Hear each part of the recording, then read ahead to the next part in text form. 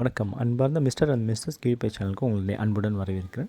இன்றைய பதிவு என்னென்னு பார்த்தீங்கன்னா, ஆன்மீக பதிவு தான். எதற்காக அப்படின்னா, இன்றைய தினம் பிரதோஷ வழிபாடு.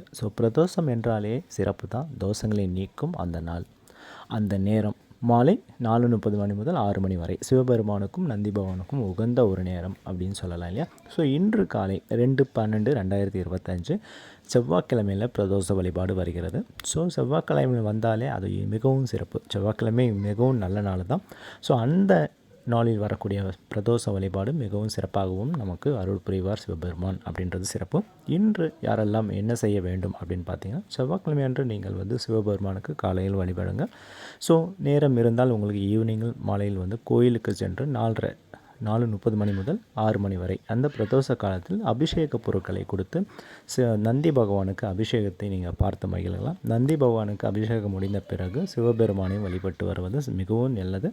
உங்களுடைய வேண்டுதல் எந்த வேண்டுதலாக இருந்தாலும் எதனால் ஒரு வேண்டுதலை அவர் முன் வைத்து நந்தி பகவான் மற்றும் சிவபெருமான் முன் வைத்து அந்த வேண்டுதலை நீங்கள் எனக்கு நிறைவேற்றி தருமாறு மனப்பூர்வமாக வேண்டிங்கன்னா சிவபெருமானின் அருளும் நந்தி பகவானின் அருளும் அவருடைய அருள் நமக்கு பரிபூர்ணமாக கிடைக்கும்.